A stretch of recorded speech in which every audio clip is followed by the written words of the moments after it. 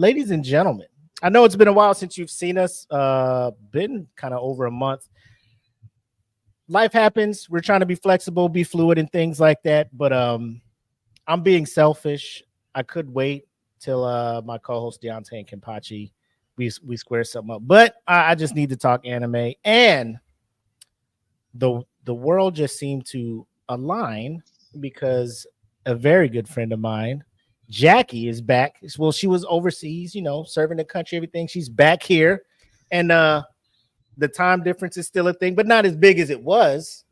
And I was like, who else would want to talk anime? So, I just threw a lifeline out there, and she picked up, and here she is. Now, formally, we would be remember back in the good old days, Saturday Night Nerds, and we're sitting there like bullshit until like 5 a.m. Oh gosh, those are the fun days though. Bro, it's like 5 a.m. I'm like, Jesus, what are we even talking? Why is this podcast 5 hours long? We gotta chop this thing up. But when we first started, I know. But ladies and gentlemen, welcome my friend Jackie to Eat the Cake Anime. What's up? How you doing? Good, man. Working, living in Vegas, trying not to spend all my money. Or win money.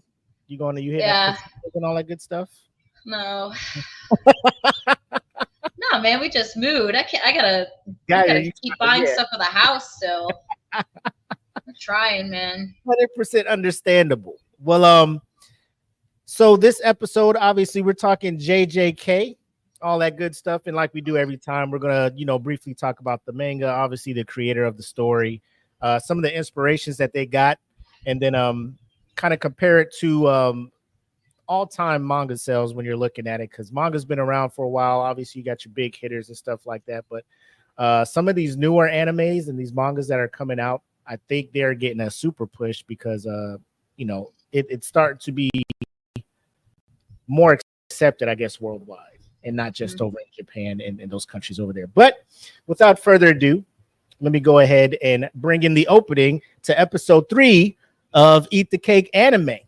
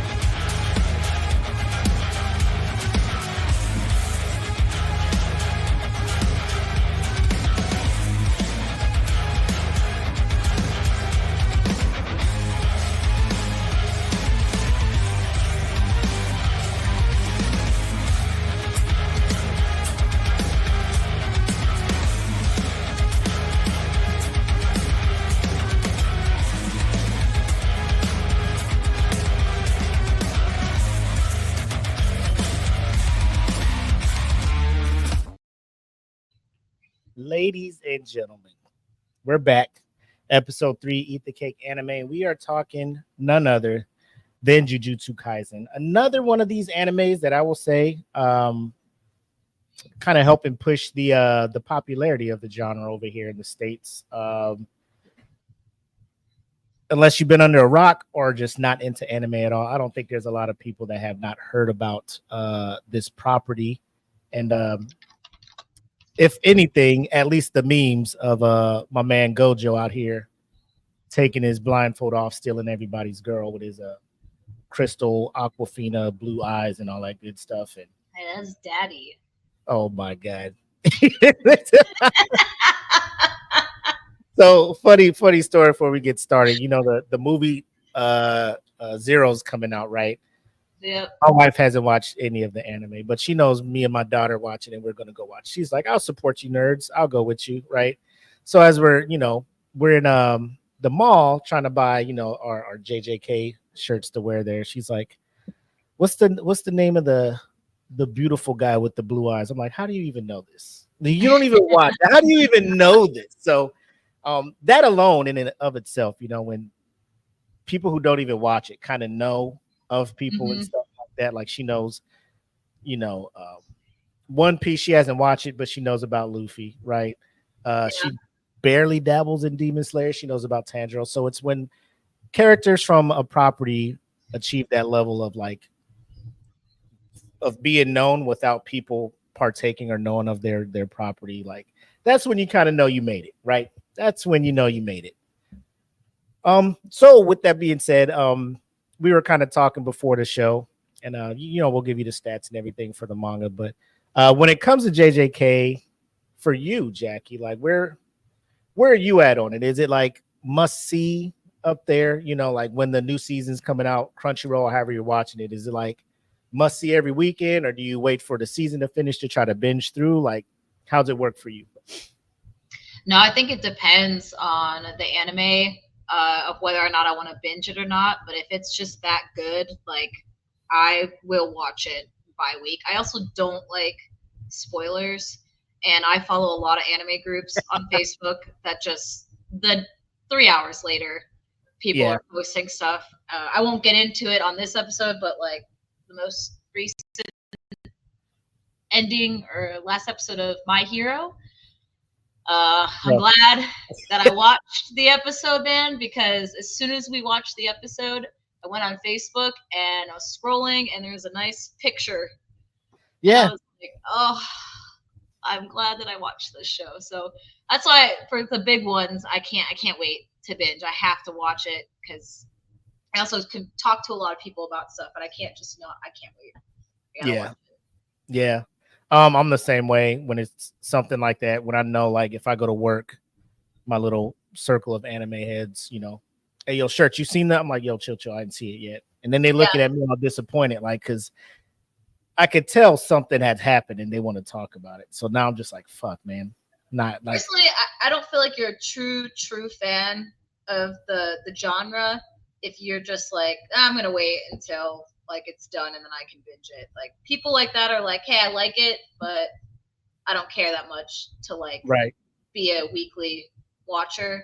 It's kind of like some people that I know that say that they're huge fans of the Game of Thrones and like House of Dragon series, but like a lot of people are like, nah, I'll just wait till it's over. I'm like, nah, man, you're not. I mean, don't get me wrong. There's nothing as comforting as like sitting down and like selecting a show and having 2 seasons or 23 episodes you can just watch. Like, trust me, like when I stumble upon an anime that a couple seasons in and people are like, hey, you should check this one out, and I go hit it up and I'm just like, oh man, there's 2 seasons, 24 episodes each, and then you can just sit and binge it. Like very few things beat having a good show that you can binge through.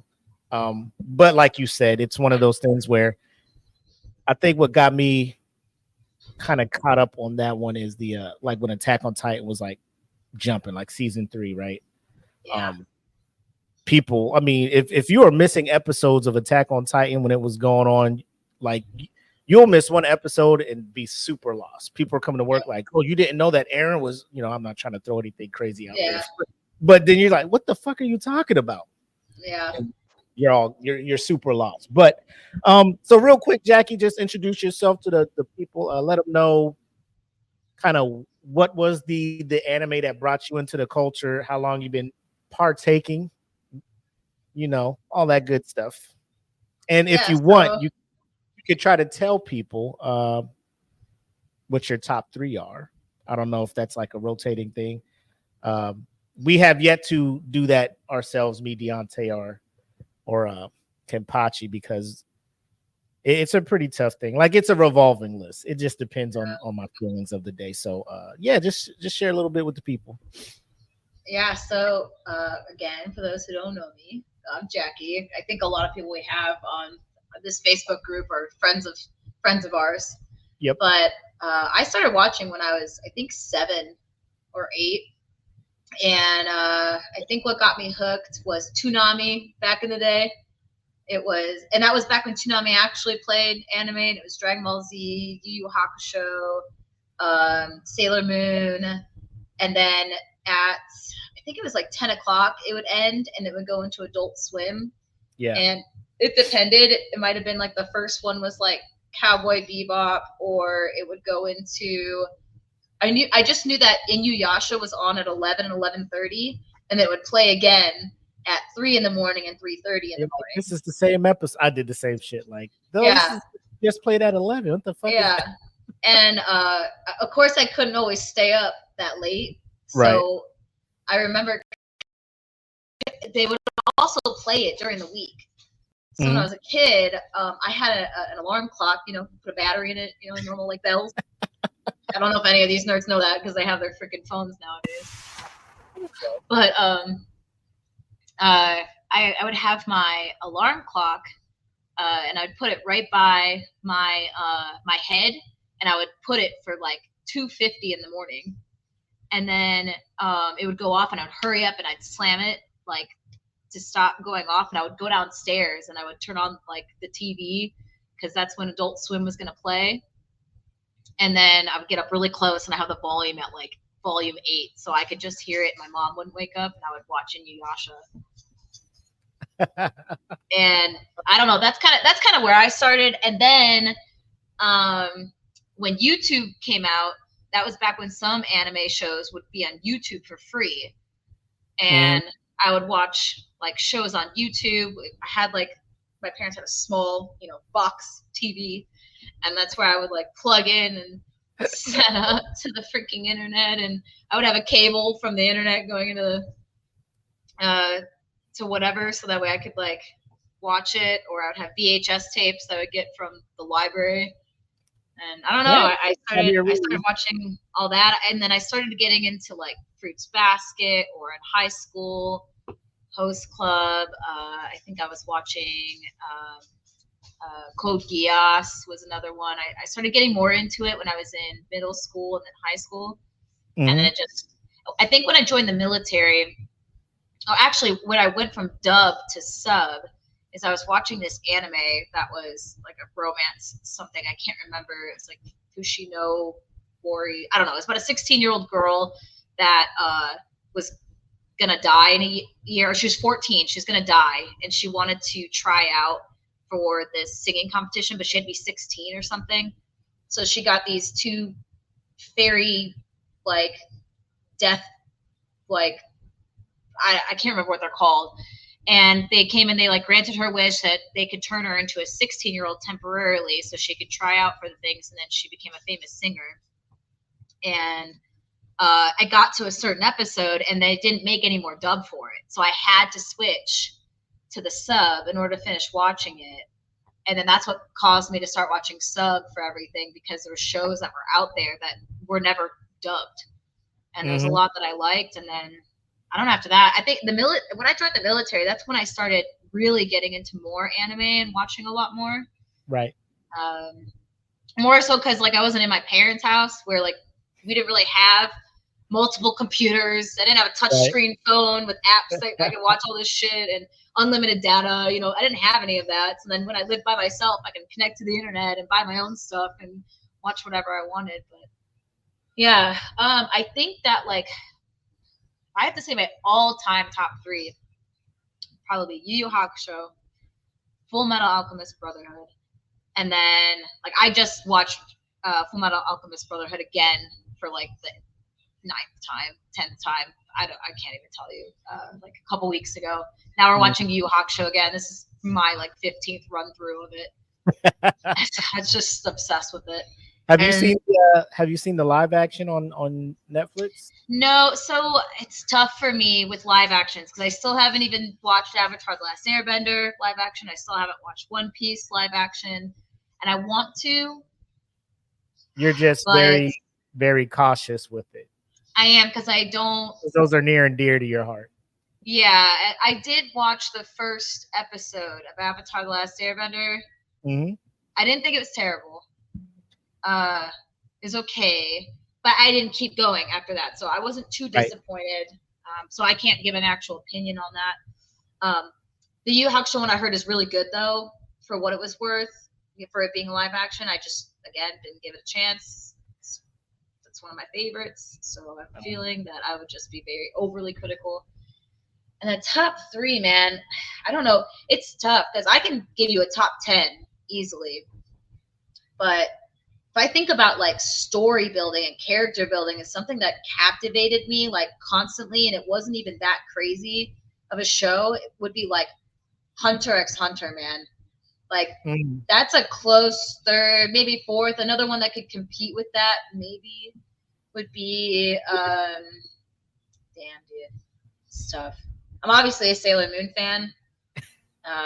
So maybe Sailor Moon, I'm always going to be a fan of like the transformation girl ones because I always love a badass like female lead or females lead or ones that are like more you can relate better to, which I feel like that show's very relatable. They're, you know, not just like absolutely perfect. So I don't know. I would say like that's kind of where my 4-3 kind of are, and I think I don't know. It's hard to ever change that, even with the newer ones that have come out years later. You talk about really good ones like My Hero, JJK, as we're going to talk about. Like they're great, but if I had to put on a scale of 3, the ones I always go back to, I think are those ones.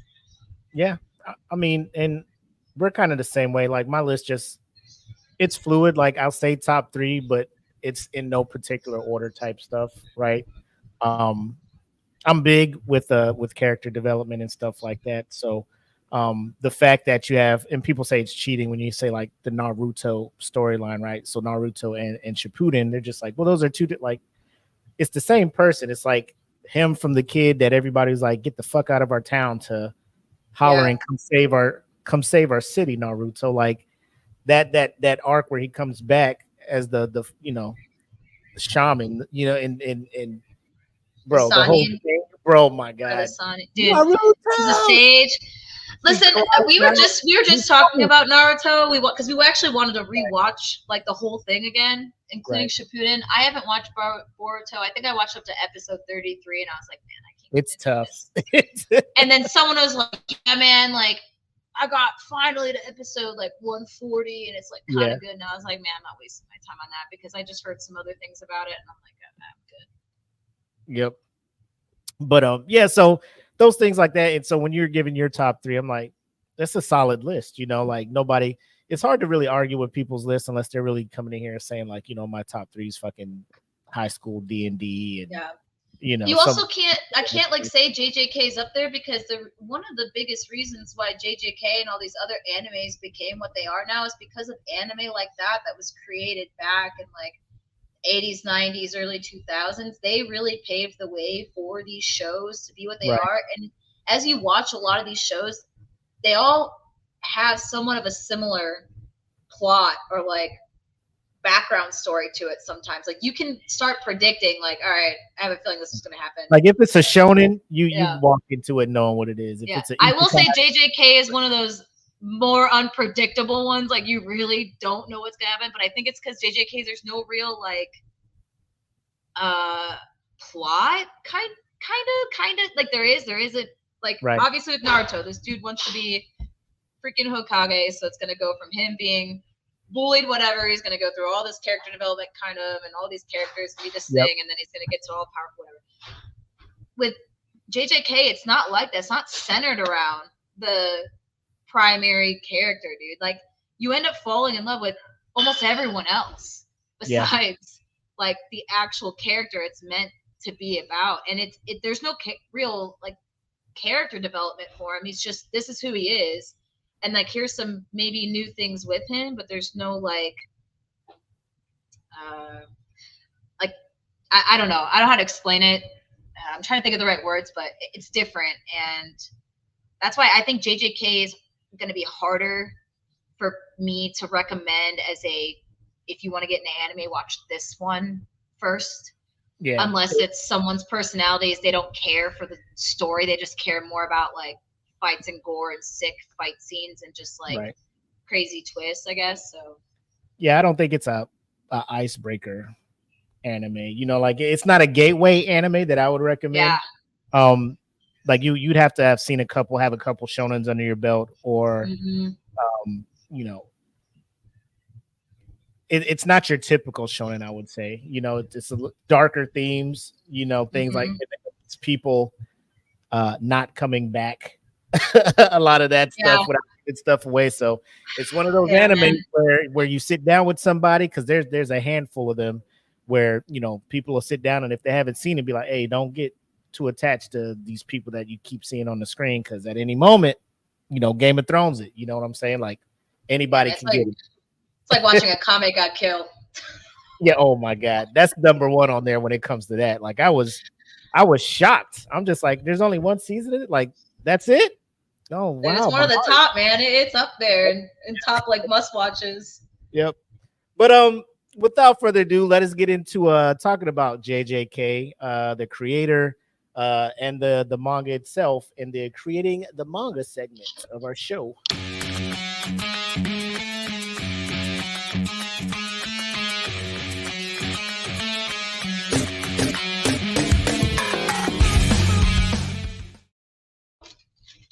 So, as with every episode, I get the actual name. I'm looking at the name, but there's never any pronunciation for it. So I always apologize in advance if anybody watches this, listens to this in the future, and you're like, you are slaughtering this person's name. I super apologize. But I made notes.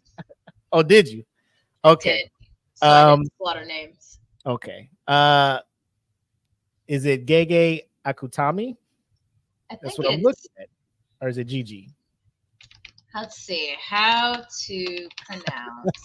I was sitting there looking at it, and then like normally they'll have the little pronunciation guide next to it, but they didn't have it. I'm just like, oh no. You said it right. Gege Akutami. Gege Akutami. Okay, all right, look at me. Hey, I've been listening to I don't think in Japanese it's a G. I don't think it's a J. There's a J sound in that language, but I don't think there is. It's if you see G, it's gonna be a G sound. I need to get on my Duolingo. You know what I'm saying? Get my. I think I just watched too much anime to know this. To pick up on it, like yeah. This osmosis. You can speak it. You don't know it. Yeah. Yeah. Oh, I guess I'm lying because Evangelion is a J sound. Ah. Oh no, I think maybe it is Evangelion. You know what? I might even do it there. I don't know. Right. But yeah. So I'm gonna just call him Akutami. He was born. I, you know, because I'm old, I look at this like, oh, he's a young dude born in '92. You know, but yeah, obviously nowadays, you know, he'd be like 32 now. So people will be like, oh, he's kind of old. I still think that's young to accomplish everything he's accomplished in a I guess business industry that he's in. But obviously, you know, growing up in Japan, shonen, all those things were going on. Very, very inspired by Bleach. He started reading that in 4th grade. Hunter x Hunter, Neo Genesis, Evangelion, all of that stuff. So he's well versed in I guess you could call them the classics or the mainstays when it comes to when you're talking anime and manga. So with him, like he's coming up, and my biggest thing when I look into these guys and I try to figure out what, like how they came up with the story for these things, right? Like they're just sitting there, they're just like abracadabra, a story, you know, like how does this come about? So before we get into that, again, this is one of those animes where I'm just like, most people know what it is, but in case you're tuning in, you just stumbled across our page, video podcast. The plot obviously is Jackie kind of stated there's multiple characters in it. The main one, I guess you could call the main protagonist, is Yuji Itadori. Itadori. Yeah, I was like Itatori. I don't know. So Yuji, right, and the naturally strong dude, and like with most shonens, like the protagonists always have like this one trait that kind of sets them apart, and then they're just like the chosen one to go on whatever. So, he's in this town. The world is a world that is full of sorcerers, good sorcerers, bad sorcerers, and then there's cursed spirits, right? So obviously the good sorcerers are there to get rid of cursed spirits so they don't mess around with humans. Bad sorcerers are like, hey, we want to go back to the good old days where sorcerers were ruling the town and not out here hiding from people, right? So that's the struggle there. Cursed spirit comes to the school, you know, Yuji shows up, fights it off.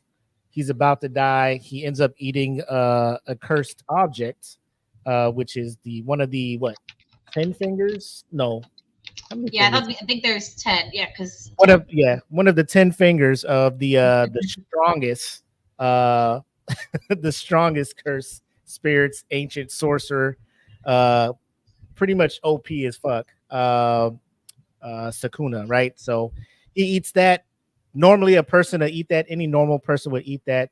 You know, they would die. Sakuna would take them over automatically. But I guess the willpower or whatever it is that's about Yuji causes him to be able to handle it. And it causes him to become stronger. And then at times, he can give way to Sakuna to take over his body to do stuff. So this is pretty much the plot that's going on. They're trying to fight off the evil sorcerers that want to do harm to humans. So that's kind of the arc, the gist of it, if you will. So not a like pretty standard plot, but again, like Jackie said, when you get into the characters and stuff, that's what kind of pulls you into it more. So you're looking at this like who just comes up with stuff like this. So in 2017, that's when Akutami went and published the Tokyo Metropolitan Curse Technical School. It was a 4-part like mini series, so it was like a pilot, if you will, right? That kind of introduced a couple of the characters. It ran in a smaller jump, not the Shonen Jump, from April to July. And then I guess Shonen saw it and was just like, "Hey, man, that looks dope. We want you to, come over here and do that for us." So then he started it. So this was back in March 5th of 2018. So we're looking at it now, 6 years of the manga going. It's still running. So it's still selling. So props to him for that. yeah. The biggest thing I like about this is when it comes to him talking about the influences and kind of how it works. So he states that Neo Genesis Evangelion influenced the mythological aspects of the series. Then he also was into like doing the YouTube, looking at hidden footage, horror films, and things like that. That kind of he was into occult stuff. Yeah, which 100%. If you watch the show, you'll be like, "Yo, this Makes man, sense. this man is into some stuff." Well, I guess Jujutsu Kaisen itself is translated in Japanese as like Curse Wars. Yep. So I mean, knowing that now, like, because you just turn it on and you're just like, is this like some kind of fighting style? Because I'm just like jujutsu, like jujitsu. I'm just like, oh man, yeah. But no, like one of the better parts of this show is like when you start doing the research and looking into it, you're just like, oh shit, now stuff is starting to make sense, 100%. He's also a fan of Togashi, Yoshihiro Togashi. The author of Yu Yu Hakusho, one of Jackie's top 3, and Hunter x Hunter in her top 5. I told you those paved the way for a lot of this. Yeah. So he was trying to do his best when it comes to illustrating, because for the longest, I just thought the creators come up with the story, right? They just write the script and then they hand it over to somebody to do the animation. I did not know for the longest that they do the animation and they write it. And then it's just, serialized. They just have people help them do it and stuff like that. Oh, but I actually didn't know that either. I'm just like, bro, I just thought you just come up with the plot and just have people flesh that thing out, man. I did not know. Because he was, so his whole thing was trying to have an art style as close as possible to that, which is an amazing.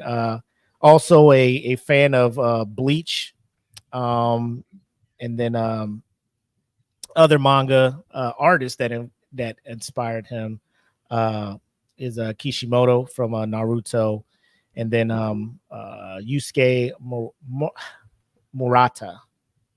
I'm guessing I'm saying that right. Again, if for whatever reason this makes it to Japan and these illustrators are listening, like, who the fuck is over there in America, Runa? I'm so sorry. Have you ever heard them ever try to pronounce any American? It's the same thing. I think any country that tries to pronounce any other country's things, they're gonna butcher it. There's also letters and words and things that are not in like other people's languages that are.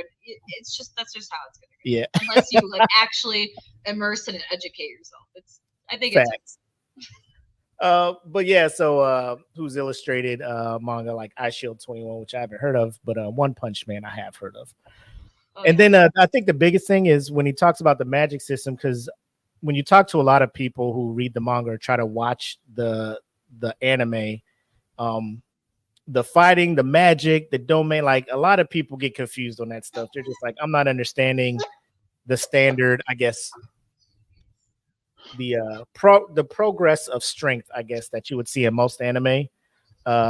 This one shows up and they're like all over the place. A lot of people get lost watching it. There's wikis that are out there that are built by fans trying to explain all of this stuff, which is I think that's dope when a community gets together and does stuff like that to try to, explain it to those that are looking for answers so they can better follow. They probably did it too, because I mean the best way to like understand it yourself is to do that, right? Because it can get confusing, and it is confusing because there's so many different curse techniques. I think that's one thing about the writing and the lore of it that's really interesting is it is, even though it might be similar to like other shows that have stuff, it's still different. There's a lot of different things with like what they do and the things behind it and what it means, and also like everyone's striving. The whole idea behind the entire manga, the show, the story itself is the person becomes the Jujutsu Kaisen, which is the person who is able to use the most anti-curse techniques. And there's so many. It's such a wide. Is it birth or breath? Breath.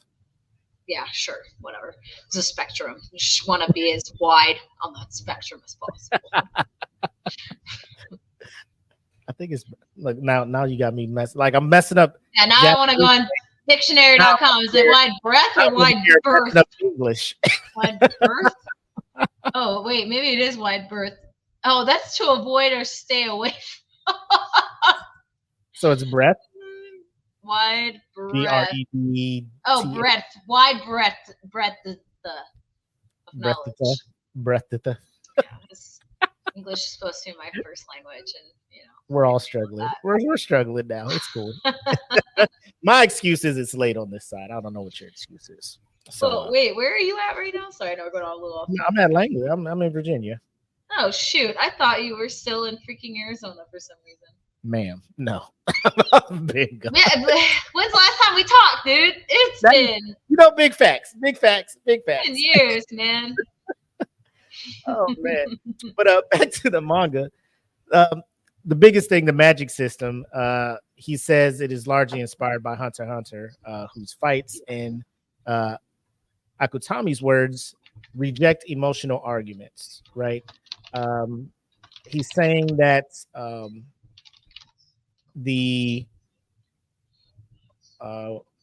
what is this? I just had the author's name up here. Oh, Daisuke. Here we go again. Ashihara. Yeah, we'll just do that.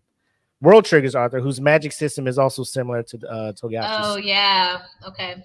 He's trying to find and develop his own kind of style. So I haven't read these other ones. I am familiar with Hunter x Hunter. And Yu Yu Hakusho and everything like that. So a lot of these shows, when they try to stand apart from one another, they'll come up with their own kind of combat style, their own fighting style and things like that. So I can see he's trying to like take bits and pieces from a lot of the properties and things that he's grown up with, put them together and kind of make his own thing. Like Jackie was stating, like it's very wild because somebody will do a curse technique that'll get reversed by another curse technique because of some other stuff. And you're just like, yo, what is going on, bro? Just put hands on each other. Right. But that's not how they fight. That's not how all of them fight here in this world. What interesting thing I read, especially like because I love reading Reddit, and I like you have to be careful, obviously, when you go on Reddit. Oh yeah, people read the manga, they will go more in depth. But one person that kind of talked about it is you actually don't see it fully utilized to its full potential much. It's very vague throughout the whole story. It actually doesn't really dive in like how Hunter x Hunter really talks about Nen and what it is and where it starts and the full capabilities of it. When it comes to the curse techniques and everything, it's very vague. There's no like actual description of what the limit is, like what it can be, what it can't be. It's very vague. So it's like a softer. Someone said it's like a softer Nen-like system, with users being able to impose limits on their abilities to make them stronger, as well as having an increased effectiveness. The more people know and think about the ability, as their like own curse energy like feeds in that way, which is an interesting take. So net energy, you got to store it, you got to train it, you got to work on it. Whereas curse energy is based off of feelings, negative feelings. It's a lot of like it's different. It's weird, and I think that's where the confusing part comes into it. Where a lot of like animes, it's just very linear kind of way, and like it can kind of like expand and get stronger, and it can increase in levels. It's like curse energy almost already has its limit, unless like you're able to increase your feelings or situation, if that makes sense. I think that's where it can get kind of confusing with some and it's easier when you watch the anime and see it visually, when characters are kind of in certain stages of their training or knowledge of curse energy and how to use it, when they try to do certain techniques. When they go up against somebody who has been doing it longer, has a better understanding of it, you instantly see the difference in their powers and their abilities. So, but getting back to the manga, like started back in 2018. It's only been out for what, eight years now, and according to and I think all manga creators do this. They go to these conventions, these panels, and they're like, "Yeah, the thing's going to end soon." So he's been saying it back in 23. Apparently now, looking at around on Reddit and different Twitter accounts and stuff, he spoke at one panel saying it's going to end in 2024. So we'll see what happens. July, so we'll see. Because I don't know where they're at in it. There was some spoiler. I saw a spoiler the other day. I'm not going to say it. And I don't want to say it's a spoiler, because you know how sometimes when like something's eventually going to happen, someone's gonna meet a potential eventually, right? Do something. You're just waiting to see when it's gonna happen. So it wasn't a spoiler. It was more like, okay, it did finally happen. Yep. In the manga, so I can see how it's probably now getting to that point. Yeah. And if you also, as you're like thinking about like the story, I feel like there's also only so much or so far you can keep going with this. 100%. I'd rather it be. We talked about Demon Slayer on the first episode, but it ran for 4 years. Like 4 years, what, 260, 250 chapters. And it wrapped up. Like it ended, and I'm like, I'm a big fan of, bro, just tell the story and end the story. Like give us an amazing ride, give us an amazing time, end the story. However, you don't have 20 years, man. Yeah. I mean, it's like I assume it would get tiring too, because like you're just like, I just came up with this, I want to end my story. And I don't want to say that Shonen would get involved or Shonen Jump would get involved and kind of put people in that position where like, hey man, we're going to milk this for all it's worth. So just keep cranking these things out. And then you as the creator, I feel, would lose the joy in creating and telling your story. And then it just becomes a point at that point. Like, what was your original point in even doing it too? Right. So I don't know. Hopefully it ends. I know My Hero was supposed to end at least 2 times back in late 22 and then in 23, and it's still going. And now people are just like, oh, it's definitely going to end now. So I just sit back. I think the creator did come out finally with that, saying that it is ending in the next few chapters. I think I read, which is upsetting. I'll believe it when I see the end at the end of the fucking the thing. But I will say so far, just from January to July, as of July 23 is when these numbers are. Like Jujutsu Kaisen has been the top selling manga, both physical copies and digital copies, at 4,630,000 685 with what's it, Freeran Oh Beyond the yeah, End dude. is We can talk right. about that later. Yeah, and that one is right behind it at 4,250,000. So and then you go down the list based on just the first 6-7 months, and you got these guys selling out 4 million. Checked on Wikipedia, and apparently it's at 90 million sold total Oh, for that's manga, crazy. for something that came out in 2018. And you're looking at some of the top selling mangas, that have been doing it from like the 90s till now, and it's already Hmm. creeped up in there, so it's on par to get into the 100 million, which I'm assuming it will, like if it keeps going for, I guess, the next couple of months or however. So yeah, 90 million plus as of 23 July 2024. So again, one of these things where it gets over here, the anime is obviously why it's popular, but the manga is also selling out, because I took my youngest over to the library and they have this new like kind of comic book section, but then you go over there now, there's like a whole section of manga, right? Yeah. That you go there and you see like, oh man, they got Jujutsu Kaisen over here, and Hmm. most of the volumes are sold out. They don't have all of them, but you can tell it's a pretty popular. Like kids are showing up wanting to read it, or grown-ups are going over and checking it out. I wouldn't blame them. So Yeah, actually, fun fact, it looks like Jujutsu Kaisen is even like beating Full Metal Alchemist in sales, and Yu Yu Hakusho, even Hunter x Hunter. is Uh, that total sales? yeah, so like Hunter x Hunter has 84 million sales, whereas Mhm. Jujutsu Kaisen, like you said, has 90 million. Yep. Yu Yu Hakusho had 78 million. Full Metal Alchemist had 80 million. Vagabond, which is a huge one, is 82 million. Like the only one that is, this is per Wikipedia, so the only thing that's like on par since the 80s is Captain Tsubasa, which I have not read, or I don't even know if there's an anime created of Captain Tsubasa. I'm not very familiar with that one. Mhm. It is a shonen, but it's also a seinen. Seinen, I think is the way you say that. Yeah, it's almost number one in sales Damn. for 50 million and 99 million copies. Sorry, I'm saying the wrong thing. It's between 50 million and 99 million copies, and with those copies, there's 90 million sales. However, for approximate sales for manga series total, it's not even in the top. I don't know. This is top 15 or top 20.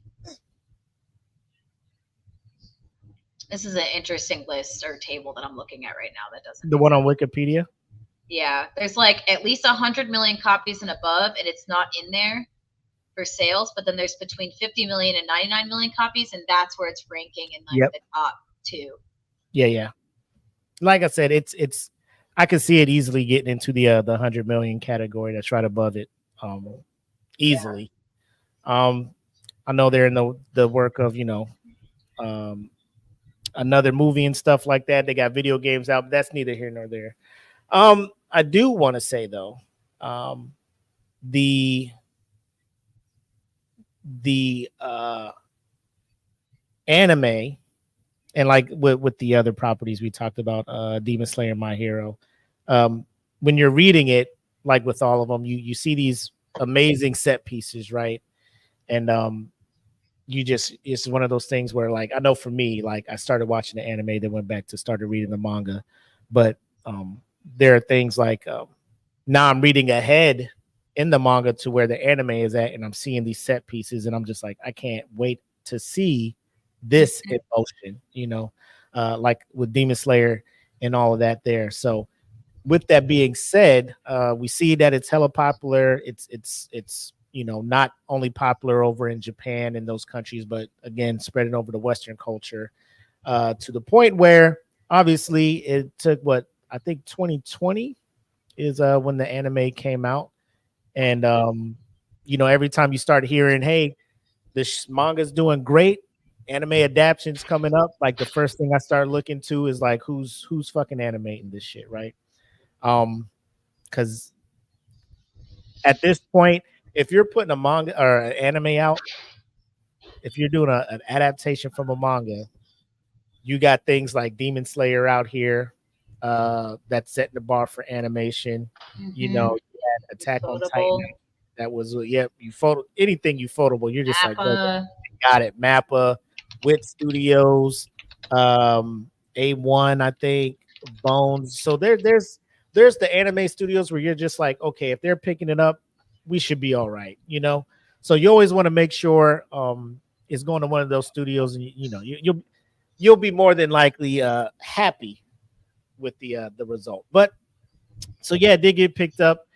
It went over the MAPPA. So let us go ahead and transition into the anime review of JJK.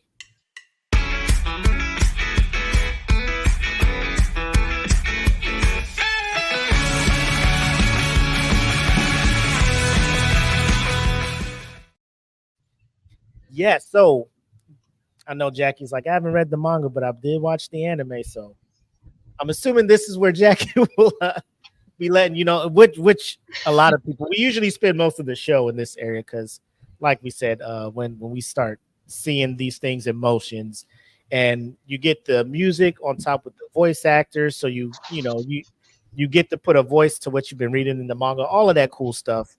But obviously, the anime is what helps it get as popular as it does here on the western side of the world here, to where you go to like Hot Topic or Spencer's, and that's where you get shirts like this from, and everybody's rocking it.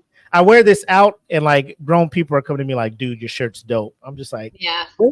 When would this have happened? Like 20 years ago or some shit like that. Dude, I remember when right now I'm like thinking about when I was a kid in like middle school and high school. And I remember I went to my first anime club in middle school, man. Back then, there wasn't people who were the culture, like the people that were in that culture are very different than the wide breadth of people that are now in this culture of anime that like now I look at like the freaking like NBA and the NFL, like all of these people who are now talking about anime and like, are like certain type of like people where they like, have a normal life, they have a job, they like are regular people to have a conversation with, compared to like when I was in middle school. These people were like running around hissing at you and like throwing cupcakes and like, just hissing at you. Fun, interesting individuals, but also like, their life was just, they were very interesting and different, and if you liked anime, that's what you fell in. You fell in this category of these people. You were weird, and it was weird to like this genre. So it's like really cool now to like this culture of how people are and what they like and talk about, and the fact you wear that shirt, now all these people are just like, yo, that's sick, like all this, I don't know, to be like first, or to be a part of like when you liked it when it wasn't popular, to now see how much it's grown and how many more people are more accepting of it, being a part of it, and realizing how awesome that it is. It's not just cartoons, as people like to talk about it. It's actually stories and things about it that are like sick, and especially like Jujutsu Kaisen is just amazing. I don't know. A lot of people will complain and be like, oh, well, you weren't there 10 years ago. Like, now you're just a bandwagon fan. It's like, dude, let them in on it now, man. Like, this is sick. I like it now. Now I can, like, talk about it and not have to worry about, people now, like, making fun of me and ostracizing us in this. The worst thing you could do. Yeah, the worst thing to do is to try to gatekeep. You know what I'm saying? Like, oh, you weren't there back when fucking One Piece started, so I don't want to hear you guys talking about it. Like, just chill, just let people jump in. And the biggest thing about that, I know we're sidetracking, but if you're new to anime and you're jumping in now, I'm so jealous and so happy for you, because the back catalog of all the shows, you can just sit down. You need to watch it all for the first time. I wish I could watch some of this shit for the first time sometimes. That part, like watching Hunter x Hunter for the first time and that's the best part. Like even shows, after, like when it was reanimated. The shows with the slow burn, because like you tune in Hunter x Hunter and you're just like, who's this kid with these short shorts and this fucking fishing pole and this dude with this briefcase? The fuck is going? This show is dumb. And then you get and then it. Here's this weirdo with this like thing for young children. Clown with this sticky stuff on his hands. And people are just like, yo, what are you talking about, Mac? Yeah, I fucking love Hisoka, man. He's so sick. But then when that part hits and you're just like, you just tell them, just wait. And then they get to that part, then they see you the next day like, yo, that shit was, I'm just like, welcome. Yeah. You know, my favorite part is when someone finally watches, like they're late to the game of JJK.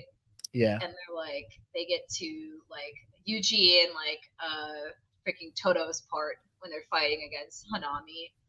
And they're like, yo. And I was like, bro, tell me from your perspective what that was like. I was like, man, I need a friend like that.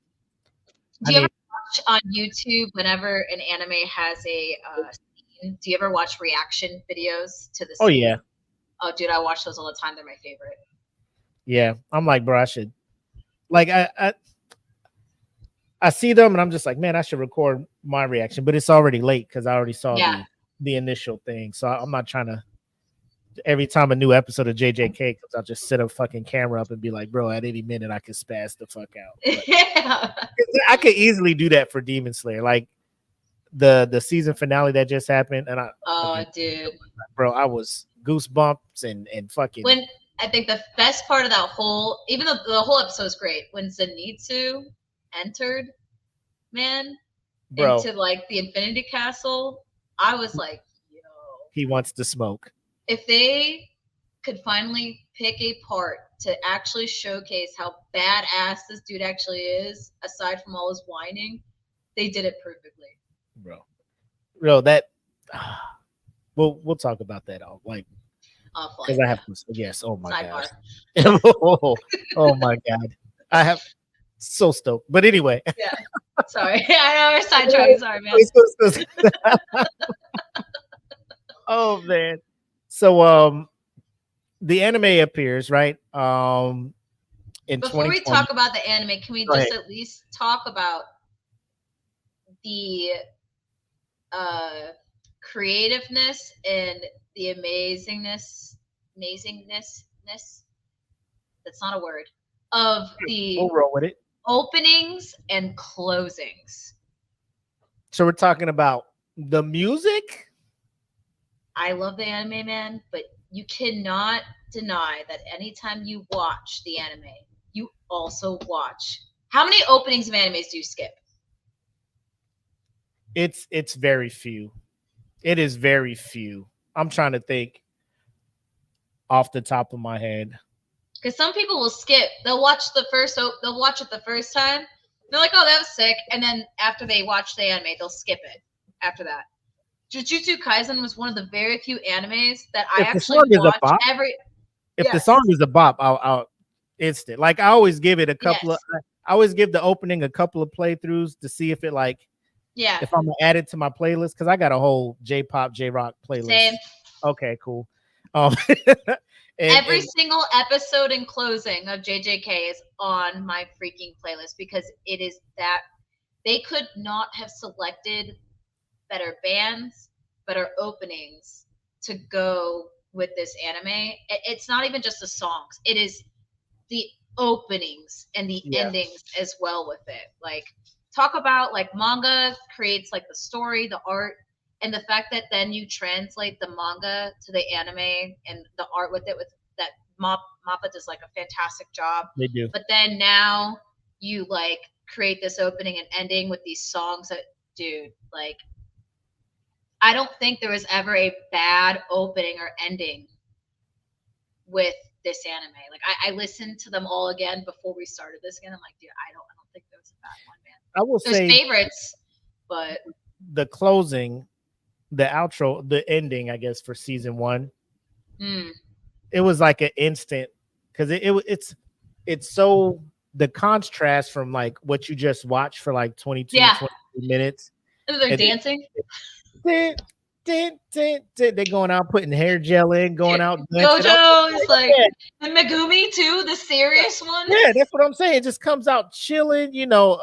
I'm like, I'm digging this vibe. Like because most Dude, it went viral. Most endings, right? Like the opening will be hella action packed, and then the ending be some slow song where they're just like staring up at the moon or the stars are going by, and it's like a slow song, which I could dig. You know, there's a few on my playlist, but you just hear the horns and it's dead. You're like, oh, what the? And Crunchyroll's like, do you want to skip to the next episode? Nah, hold on. Yeah. Let them cook. Let me see what's happening here. And so, yeah, it only took about 2 episodes for me to be like, the whole episode's playing. I don't skip any opening. I don't skip any closing. So, but yeah, not only that, but music during the show, I think it really does help because we were tracking talking OSTs. Oh yes, because we were talking My Hero, and you're watching that show, the fight, and like you understand the gravity of the matchup, the fight. You know what's at stake.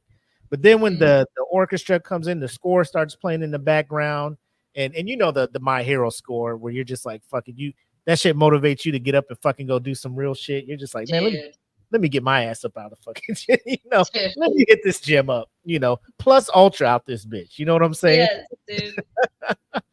But the same thing in this one, and the biggest one I go to is, I'm not sure, is it the season finale of season 1 where Megumi and what's her name? Old girl with the fucking Nobara are fighting the fucking those twin brother demons, and like what, like Sorry. the music that was playing. No, it's cool. The music that was playing, I'm trying to find it. Yeah, me too. Yeah, Nobara.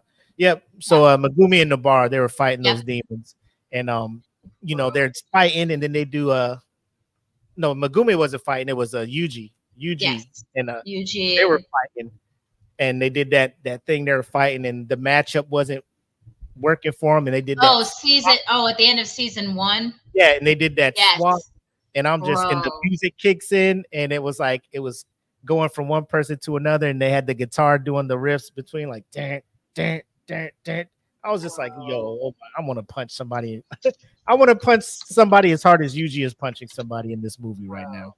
But that part, and then like Megumi, he was fighting off somebody, and he used his domain expansion for the first time, and that music was pumping me up too, and that was the first time he's, oh my god, the music for JJK. Let me search who is the in charge of this. I have all of it. I have all of it. If you want to know who is in charge of the music, I don't know, but I have all of the songs. I have the for openings and closings. For OSTs, I don't have that part.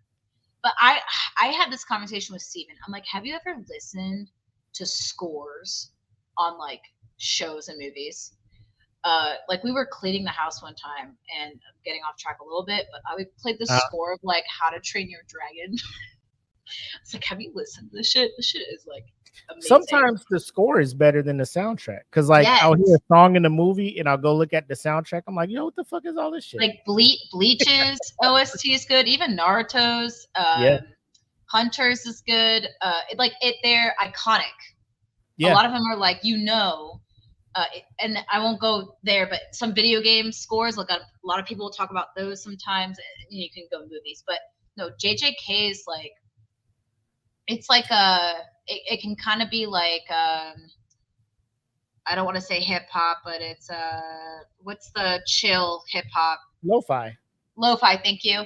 But then it'll be like lo-fi rock kind of, because they'll also add that element to it. It might be like kind of soft, but then it goes in dude, it's Yep. So Hiroaki Tsutsumi is in charge of did the original soundtrack for the anime series. So he composed all the OSTs. Yes. So that man, let him cook, let him continue to run that. And then, like you said, the opening theme was that Kai Kai Katan by Yep. Round Round Season Mysterious 1 by Eve. by Eve. Yep.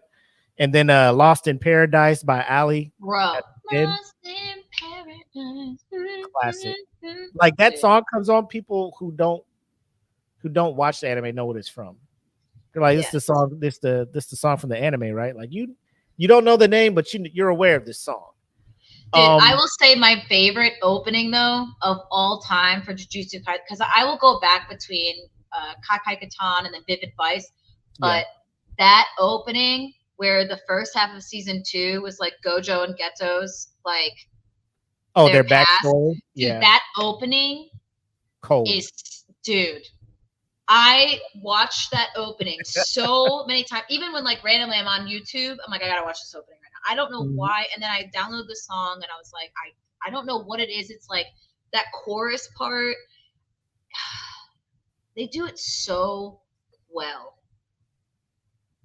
What is it called? For the season's first it's 5 called episodes. Ao no Sumika by Tatsuya Katani, season 2 first opening. Dude, Where Our specials. Blue Is. Can we talk about specials, dude?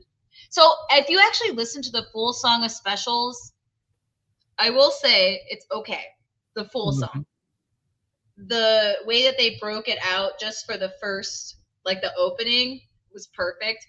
Did you know though, in the first, I don't know if you recognize this, is in that second part of the opening, all the hand signs, it's from everyone's different curse techniques. It's like Megumi's, Sukuna's, Gojo's, Geto's, I can't remember who else. I thought that was one of the coolest freaking parts, is that they did that. Yeah. And added that in there. And then like the slow walk too of everyone, which a part of me feels like Demon Slayer stole that a little bit when they did freaking what's his face, the slow walk, and then that was a whole TikTok thing when like, did you see where, sorry, I know we're talking about Demon Slayer a little bit, but they were taking videos of that and they were adding different songs to that shit was cold though. That shit was funny. Was a cold thing. But do that ending of dude, we'll talk offline about that. Yeah, and I feel bad because we did Demon Slayer like 2 weeks before the season ended, so then we're just like, fuck, we fucked up. Like, cause now, and then I've been wanting to talk about it, but everybody was hella busy, so it's just like, fuck, man, like, ugh. So, we'll converse when we're done with this episode. But yeah, so that, and then what I didn't know is the best part about when you watch a lot of anime, like, I know with Spotify, you type in a song and it's like, here's the band that does it. I always follow the band to see what else they got going on.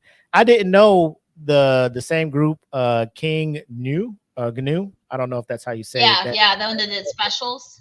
I don't know if you watch the Ranking of Kings, but they sang not. They sang the opening, the first opening for that one.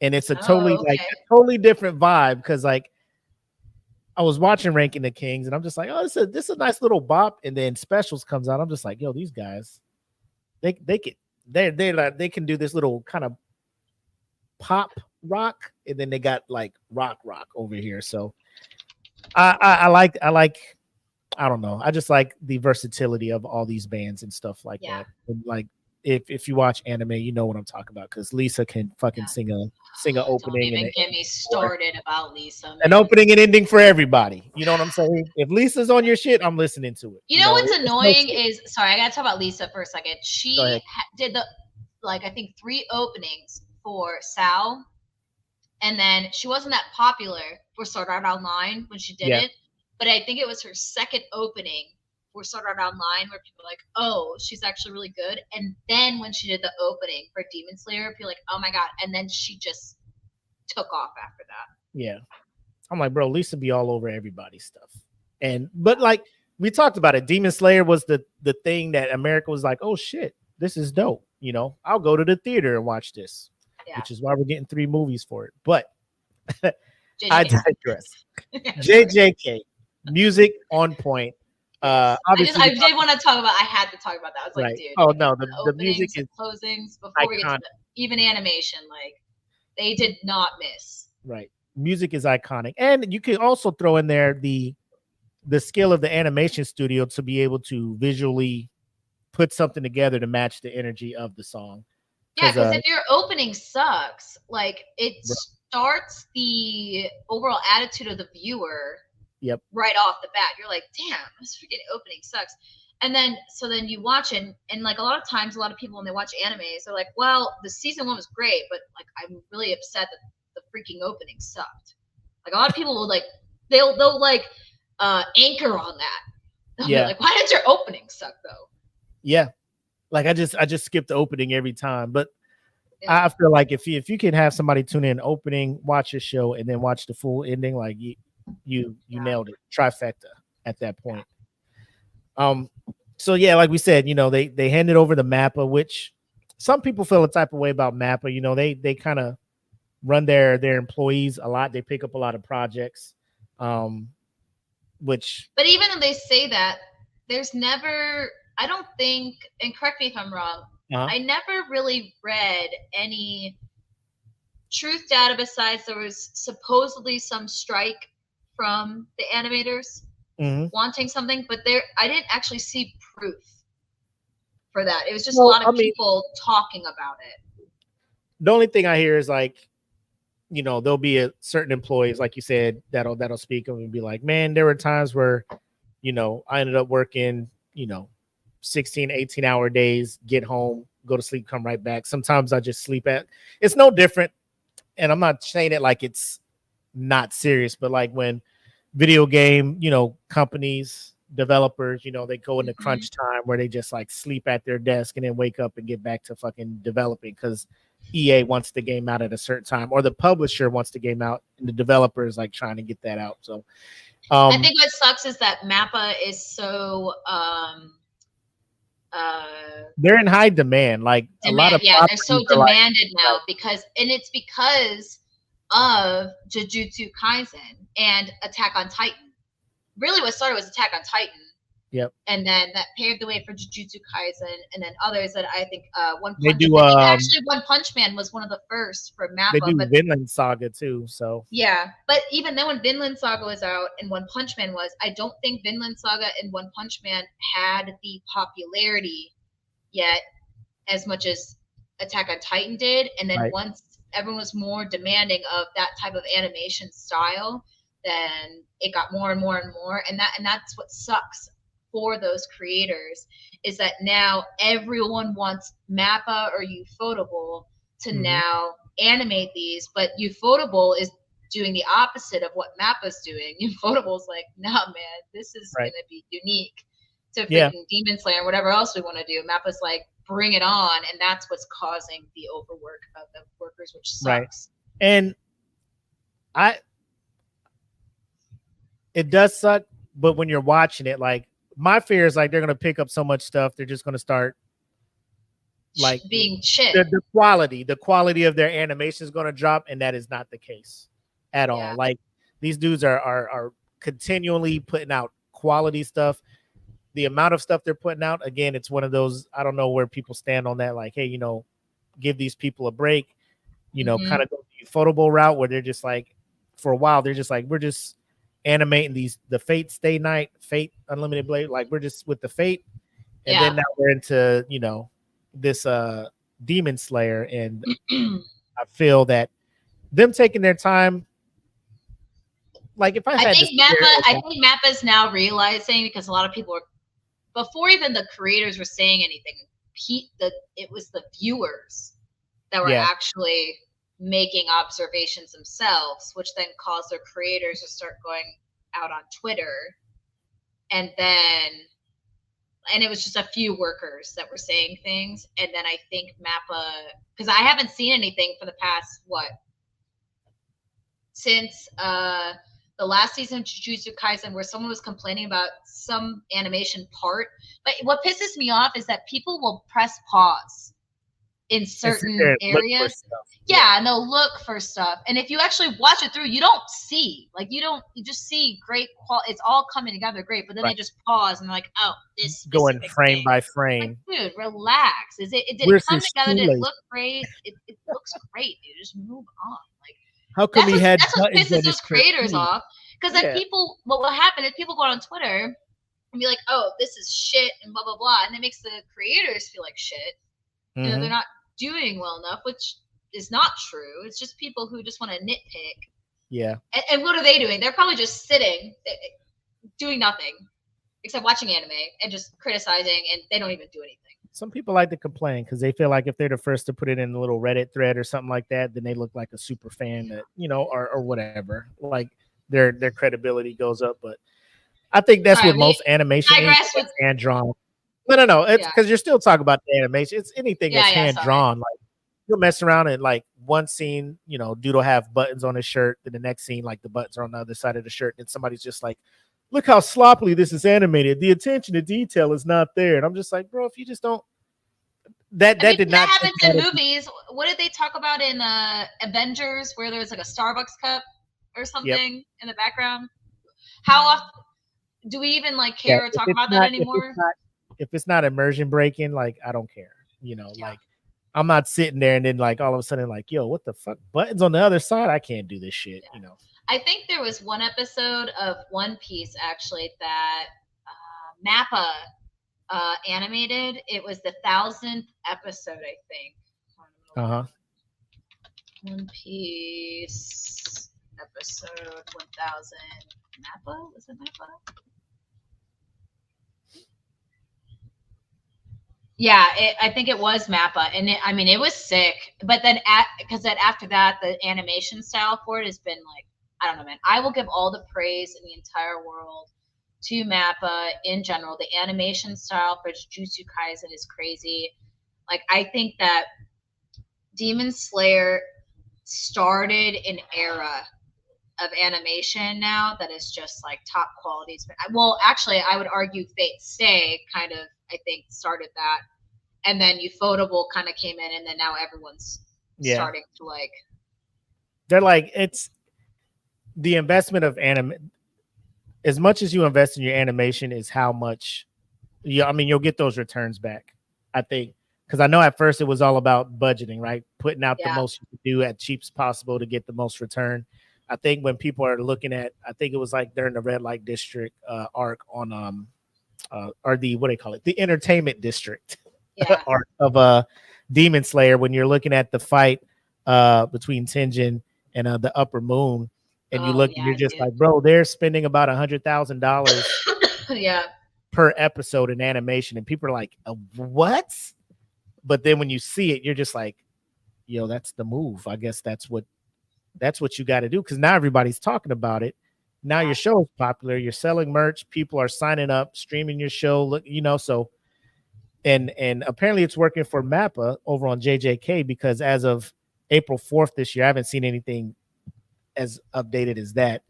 But the Guinness Book of World Records announced that Jujutsu Kaisen is officially the world's most in-demand anime series. Wow. Saying that the global demand for the series is rated 71.2 times greater than your average television show. So again, it's one of those things like, because word of mouth gets out when these fights are going on in Jujutsu Kaisen, like people are talking about these things like, you need to see this shit. And and the thing with now social media and TikToks, YouTube, like somebody can clip a fight, put it up there, and people will see it and be like, yo, where's this from? Oh, that's Jujutsu Kaisen.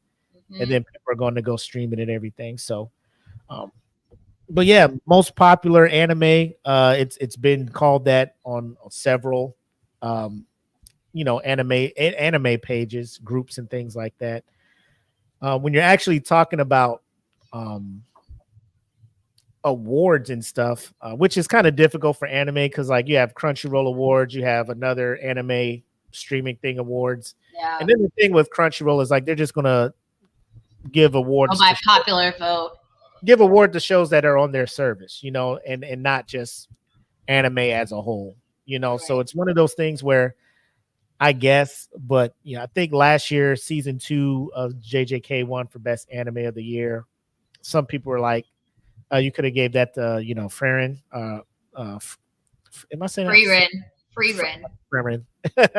Frieren, like, because I thought like based on the story, like it wasn't super action and stuff like that. But sometimes you just want to just sit and chill and watch a good story. And I think Yeah, we can talk about free run Okay.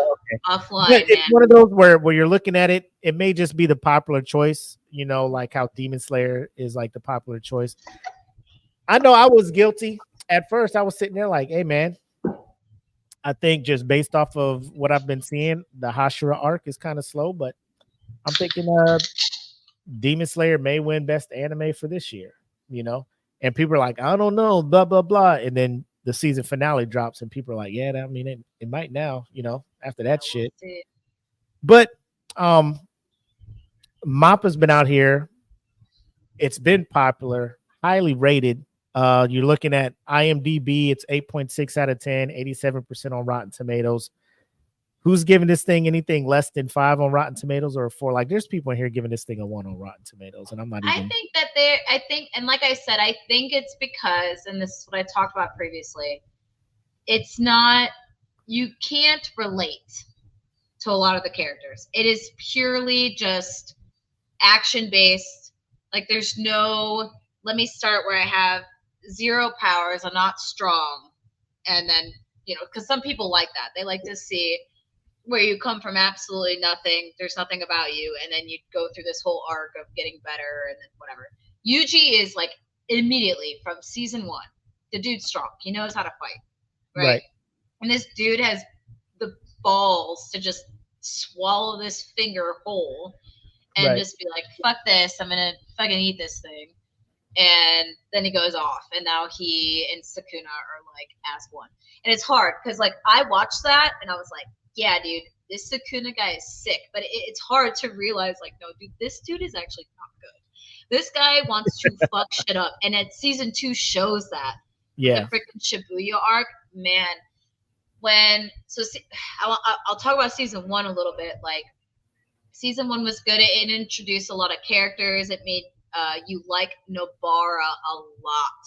I think a lot of anime, especially shonen sometimes, one thing I read is a lot of times they like to over-sexualize a lot of females.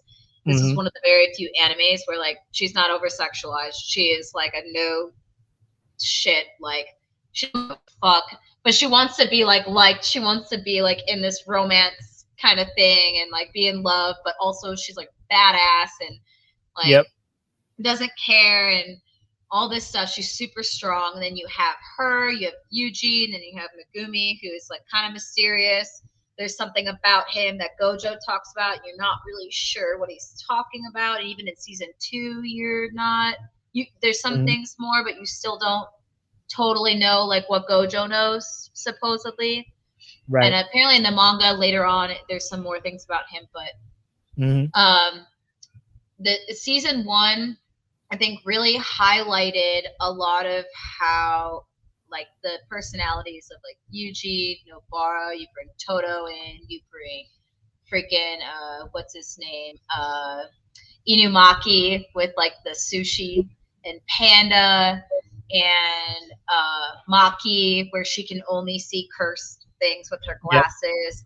I think I like her a lot because she's one of the very few that actually does have some character development where she actually did start from nothing and she had to make something of herself because she couldn't see cursed spirits. So now she needs these glasses. She's actually better than her sister.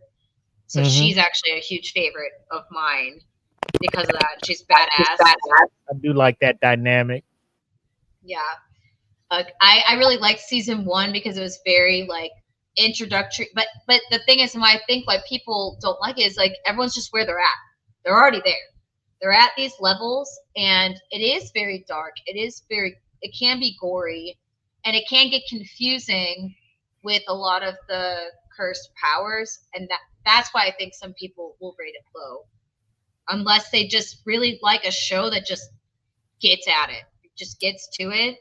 And the focus is more about like these super powerful people that are like causing mayhem. And like these people are not shit compared to this. And it's like a lot of death, a lot of darkness, and a lot of like just how the fuck are they going to like, excuse my language, how are they going to just do this? Like, how are they going to deal with this being where they're at right now, which is like nothing. Yeah.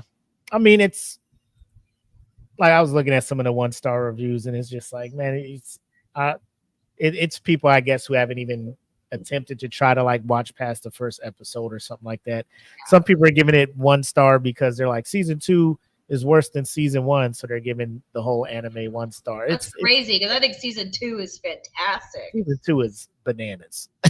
season Yeah. 2 is bananas. Like, what do you guys talking and then about? also season 1 like has one of the best freaking fights with Yuji and Toto against Hanami, and how like little brother, like brother, you Well, know. my man was hitting him with that clap thing. Dude, Buddy was, he's like, what is happening? He was getting punched. he was all one of over the. By the way, if you notice, him and Yuji were one of the, or he was one of the hands in the opening with specials. right. Just sick. Yep. Bro, it was. It's everybody. And then has, when Yuji died, when Sukuna took out his whoa, heart. whoa. Oh no, that's not a spoiler. That's No, cool. no, it's not a spoiler. That was in season 1, man. Yeah. Earlier. Well, we're talking about stuff, right? We're talking about stuff that happened.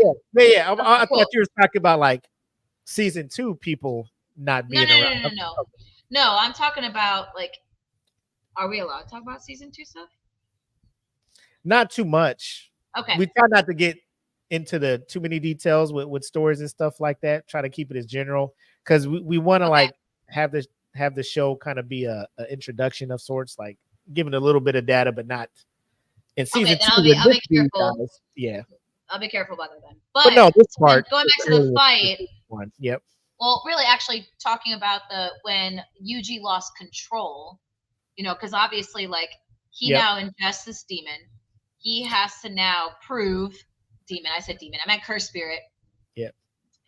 That's when he realized there was levels to it, though, because he was just like, "I'm gonna come in here with this fucking butcher knife," and my man was like, "Slice." Well, damn. Yeah. So yeah, I thought season 1 was sick. I thought it was cool to show the way that they introduce people and work together, and the relationship between Yuji and Sukuna is also like, I like it, and it made me want to like Sukuna, but then it's like it reminds me of like a Eddie Brock Venom type thing. Yeah. You know, because you know he's just like, quit taking over my body, all of that other stuff, and then and low key Sukuna, like when Yuji is in trouble, because if you tap into the either read the manga or watch the anime, like season 2, like Yuji finds out, you know, there's levels to certain stuff. You just can't go in there with and punch people with your stuff. Like the people you're running into now are high level evil sorcerers. There's parts where like his life is in danger, and you know, Sukuna's like, well, step aside, let me run this for a little bit, and you quickly realize all of that stuff. But just like you were saying, the cast of characters alone in this show, it's not face value. Like they're not throwing characters in here to just be here and gone. Like each character, you get to know about them. Even the panda shows up, and you're just like, oh, this is I love panda, right? And you're just like, oh, this is just the standard anime goofy animal that's in the thing. He's not. Then you see the backstory, you're just like, oh, this motherfucker is serious about this shit, bro. Like when my man transforms and is about to get ready to fight, you know, it's serious. Then you got my man, you got my man Kento, who shows up like he just got off the, you know, working at a bank, you know, giving somebody a loan. And then he shows up, he looks at his watch, he's like, bro, it's go time. Like characters that show up on the you're just he's in overtime now. Nanami. And he gets mad. He's like, now I gotta go to overtime. Now I gotta really fuck you up. You know, and you're just like he comes into the, like each character they bring on, it's for a reason. And it's also exciting. It's constantly exciting. Yes. And what I think is the big difference for people who want to watch Jujutsu Kaisen between season 1 and season 2. Season 1 is very exciting. You get all these relationships, these fight scenes. But season 2 is just, in the beginning, it's you almost yearn for a whole separate like anime almost for those characters. but you get a good backstory of like how those characters became, or how this kind of started almost. And it's good because it makes you and that's what I mean by Jujutsu Kaisen, where it's not centered around the freaking main character like it's supposed to be. It's not a traditional anime. Another anime that does this is like Chainsaw Man. Chainsaw Man is very similar, where like, yes, you have the main character the first like 2-3 episodes, but then it goes into all these other characters that like it's not just centered around this one person. But Jujutsu Kaisen getting into like season 2 is like, you go into the past for like 4 episodes, I believe it is, or 5. 5, yeah. Yep. And then it gets back into it, and it's like a complete shift into what your emotions were of season 1. Now you're in season 2, and it's just like horror. And you don't know how to feel now about some people who you were liking, other people who you would form this attachment with, and now you're seeing things happening. And it's just a constant, like, every episode was just like constant, just anxiety. Like, you have anxiety for each episode, but also excitement because you're just like, what's going to happen now? What's going to happen now? What's going to happen now? And it's shocking. It's very shock value, which I think's what makes it so great. And then talking about the movie a little bit, the movie was good because it talks a bit about the other characters, and another character that's extremely important later on, or who will be important next season, really. Mm-hmm. And that's what I like back in the day when anime would have movies, it was not really canon. It was always just like, hey, here's a fun movie. That's even nowadays, because My Hero's the biggest culprit of that shit. Like, no, you're right. My Hero movie comes out, you're like, yo, what the hell is this? Like, they're gonna give you some nice animation and shit, but does it tie to the story? No. And that's why I think Jujutsu Kaisen I like because the one movie, even Demon Slayer does it too. Yep. But you have to watch the movie in order to know what is going on. Jujutsu Kaisen did the same thing. You have to watch that movie. If you don't watch that movie, you have no idea who these people are. Yes, and like what's happening, and the understanding of like these characters and why this is so important. I think Jujutsu Kaisen is not about Yuji. It's actually about Gojo and Geto, truly. And all of them, and how what happened with them is now affecting what's happening now, and it's caused all this shit now. Because really what it comes down to is, I think it was in season 2, I won't spoil it too much, but between Geto and someone else, where they're having a conversation, the female, and then Geto pretty much says like how he's feeling, which you'll see it in season 1 and even in the movie, how he is the protagonist. You can Google it. He's the protagonist. They didn't do anything about it. They could have, and they didn't. And now look what's happening. Yeah, because I mean, in I don't know, I think it was like late in those first 5 episodes when like Gojo and Geto, they're like talking, and Geto was kind of like, bro, you know, we used to be kings. We used to be running this shit. Like, and now they were best friends. And that's what I'm saying. Like that dynamic right there. And I guess you can say that's kind of like standard shonen, where you have like 2 best friends and they go down different paths trying to get back. But I think Geto is not the he's not the Sasuke to Gojo's Naruto. Like, I don't think there's any coming back to be like, you know what? Yeah, I messed up. We can be friends again, you know. I was reading something though about like what I forget who it was, what the creator was, his inspiration between the relationships of, it was like, I think it was Naruto and Sasuke. He was inspired by that. So when he wanted to talk about the characters, oh my gosh, where did I have it?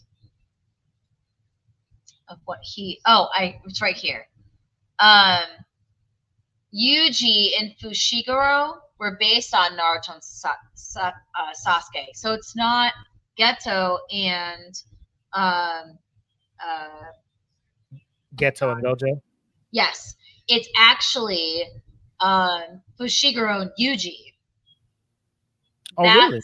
Yes, like apparently, because it's the fact that Yuji has a demon inside of him, which is similar to Naruto having the nine-tailed fox inside of him. Yeah. And then you have Fushiguro, who doesn't have that, but is constantly trying to like guide and help out, but also doesn't like him, but also kind of does. Like that's where he based it off of. It's obviously a little bit different, but his inspiration for the relationship was based off of Naruto and Sasuke. I can see that.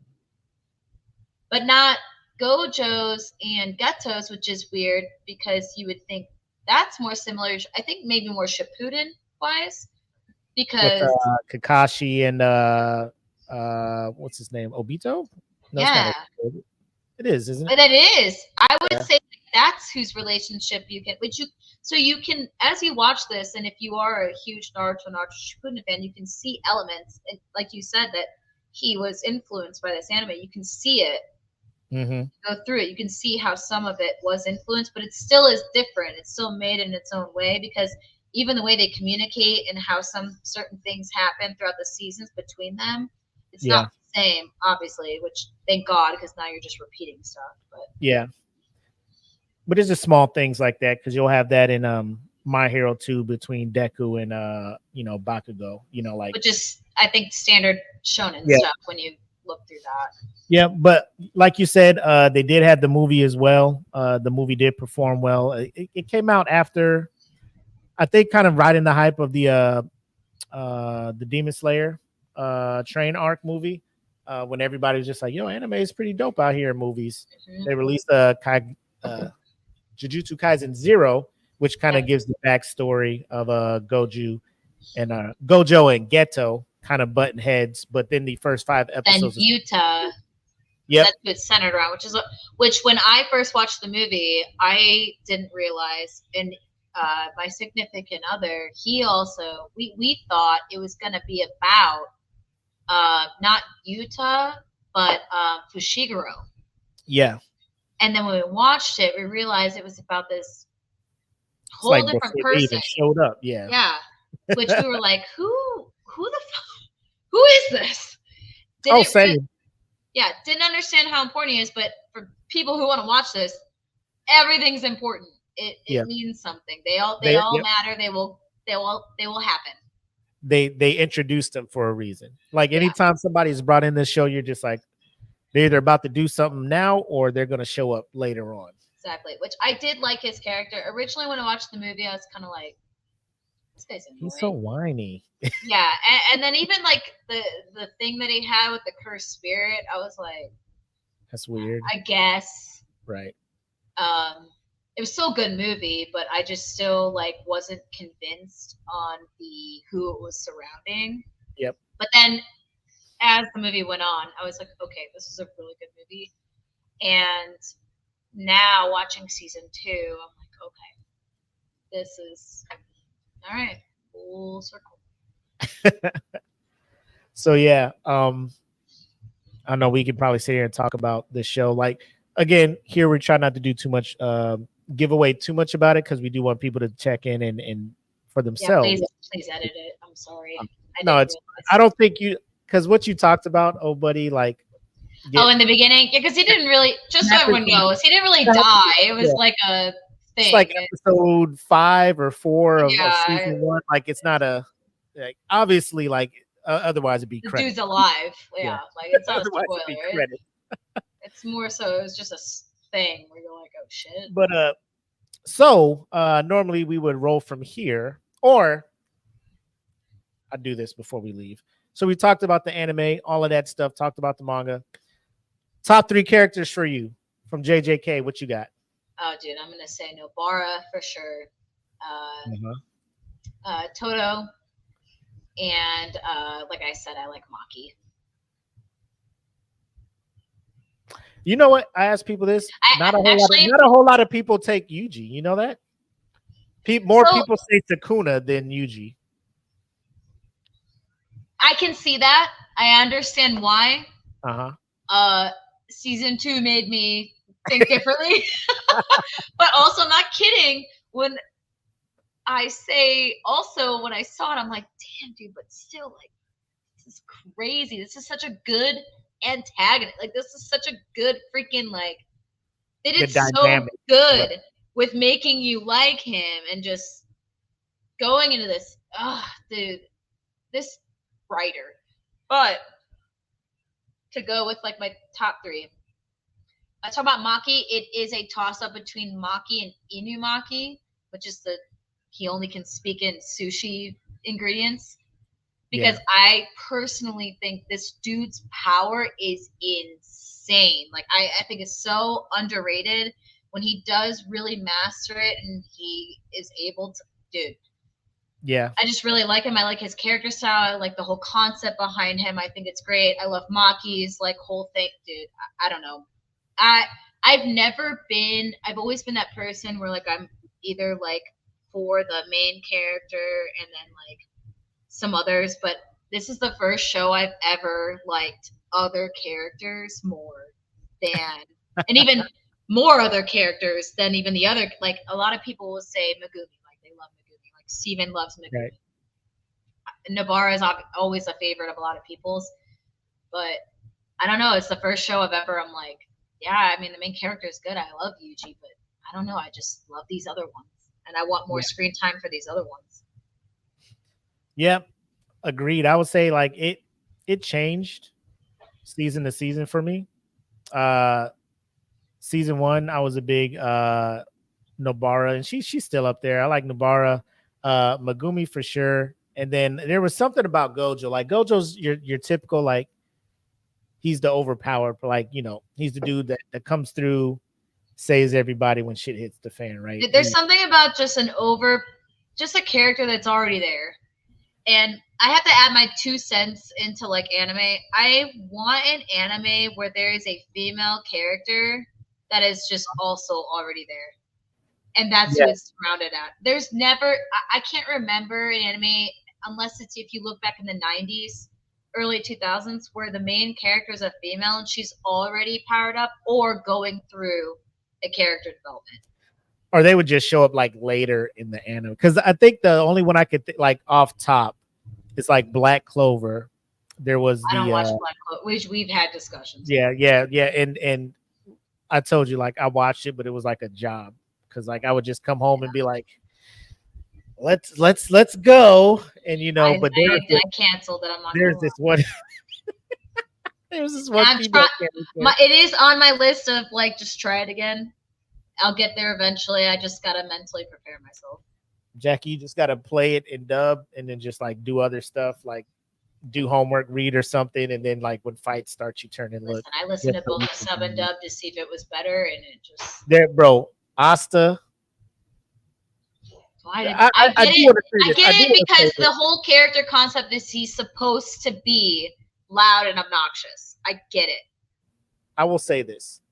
Naruto was like that too, and Naruto was his voice was not that. Like I'm just like, man, Naruto does have a kind of whiny quality to his voice. Asta was just word one out of this motherfucker's mouth. Yeah. Like 4 episodes for me, I couldn't do it, man. I stopped, and everyone's like, I switched to dub. I'm just like, he's loud in dub too. So all right.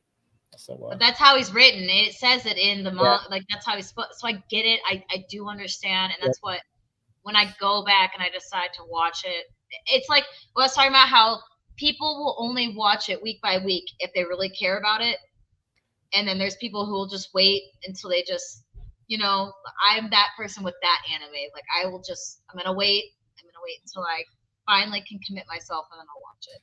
I tell you what, like I started. Black Clover was out. I'm like, I'm trying to watch it week to week. I got to about like episode 12, stopped, checked in a few months later. I was like, oh, there's like 10 episodes for me to try to catch up on. Couldn't watch all 10 at once. So I ended up having a backlog based on the fact that plus other anime were coming out during it. And I'm just like, this is way better to watch than this one. So again, but there's just, I forget her name, but she comes like later in the season, so it's not like Gojo who shows up season 1 and takes out Jogo like just fucking ridiculously easy. You know, Yeah. like my man calls up his expansion, like, "Oh, I Just got him," and Sits on Gojo, top of Yuji like he's a fucking step stool. yeah, and then Gojo's just like, "Oh, that's a cute expansion. Watch this shit, fucking bow," and then Yeah. fucking Boom. yeah, carrying his head later. 2 seconds later, he's carrying his like, God damn, like, yo, this man is off the fucking chain. So it's just good to see that. And then I think that what comes with that, without giving too much away, is like then they'll come into scenarios in season 2 where Gojo is just put in a position where it's just like, damn, is he gonna get out of this shit? So then you start seeing it ups the ante a bit, because at first you're just like, Gojo's the guy who's just gonna come and save everybody, but then he gets put in a situation like, well, who's gonna come and save Gojo then? So I think what Gojo, what helps though that the creator did well is that even though Gojo is the strongest, he's actually not the most liked. Yeah. And that helps with him not being a what's the word that a Mary Jane character. Yep. It helps him, even though he's got all these powers and he's the strongest. He's not liked, and he has a soft spot for people, which can hinder him, and that's what can make him more liked because of that. Yeah, I see that 100%. I do know that you want to talk about future anime, so we don't have to go into detail. Yeah. But I will tell you. No. That's our next section, which is called "Put This on Your Radar." So usually that's Kenpachi, but since you're the guest tonight, I'll let you put some people onto some anime they may or may not know about.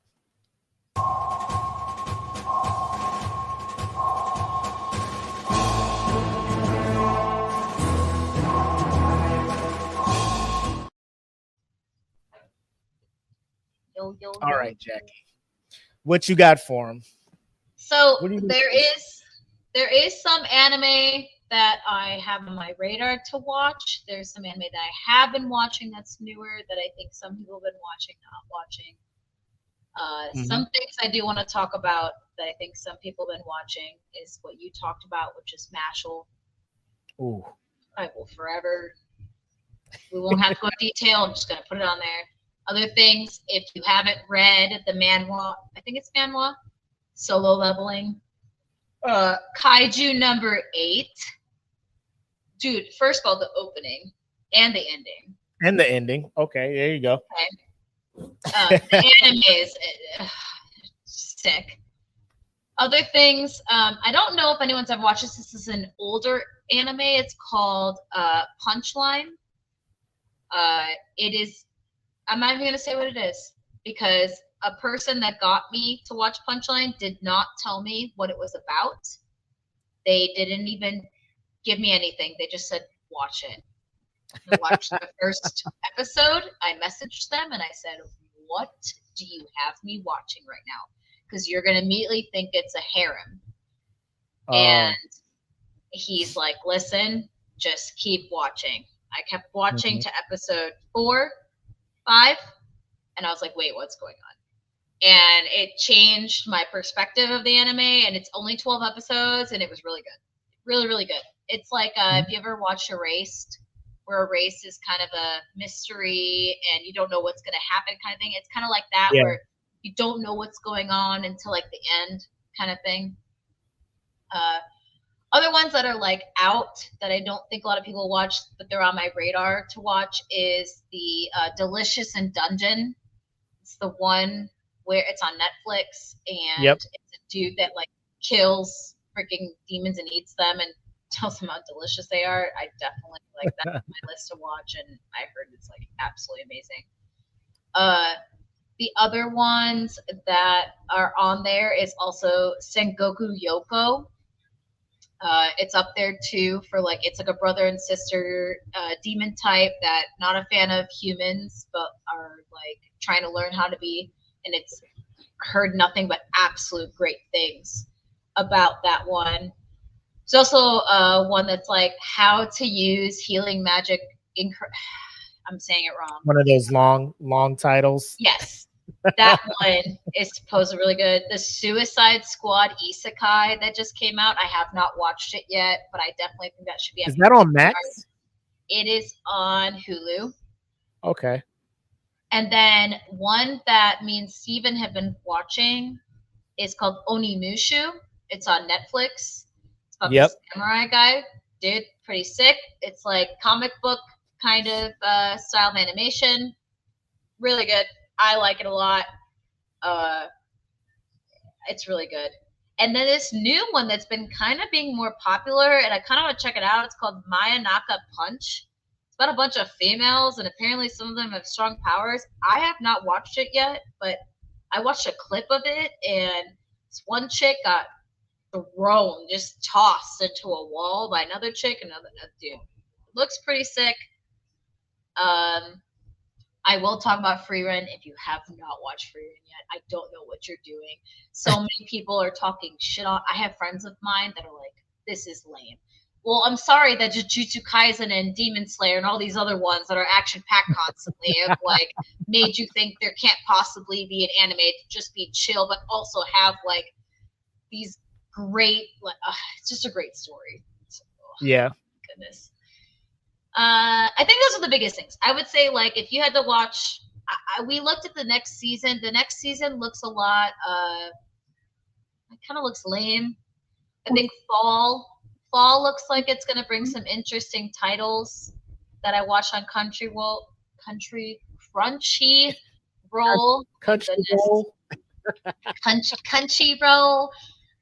Crunchyroll has some fall titles that are coming out that look a little bit more interesting. Mm-hmm. But those are the ones that we're kind of looking at. If anyone hasn't watched, it was like, it's about a cat one. Oh my god, it's actually really great. It's a slice of life. It was like, cat anime. I can't remember the anime name. The masterful cat is depressed again today. How do you come across these? Are they recommended to you, or you just go to Crunchyroll and just scroll over and be like, this one looks kind of fun? When I'm watching anime and I finish one, I'm like, all right, what else is out there? And then I look up some title and I'll look up some Reddit stuff and feel like you should watch this. And then I try it. I'm like, this is a huge slice of life. It's different. The master cat is depressed again today. Is about a cat that's literally like 8 feet tall. It's about this cat that cooks and cleans for their human who cannot live without their cat. It is funny, and it's a slice of life. It's very chill. So if you like just chill, not like crazy anime, sometimes those animes are the best, where you're just like, I want to watch something chill. So if I had to tell anyone to watch some, those are the ones I would say to try checking. That's what I thought. At the top, I would say Kaiju number 8 for sure. Oh yeah, Kaiju number 8 is. That should be on a lot of people's radars because, again, it's one of those anime that the manga's doing well, the anime is performing well. People are just like, yo, this is the season of anime is upon us. A new anime will come out. A lot of these companies, they're putting their money where their mouth is when it comes to the animation. So it gets the word of mouth that the Demon Slayer gets and stuff. So I will say, shout out to Demon Slayer, My Hero, and things like that for making that the standard.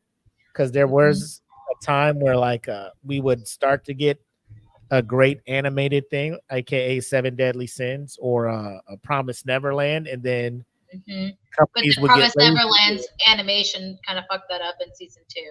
Yeah, and companies will get lazy and be like, let's rush this whole thing, or let's skip on some of the animation, skip the budget on that, and so Ufotable's not holding back, Mappa isn't. And then a lot of these other companies, like we've been talking about, Wit,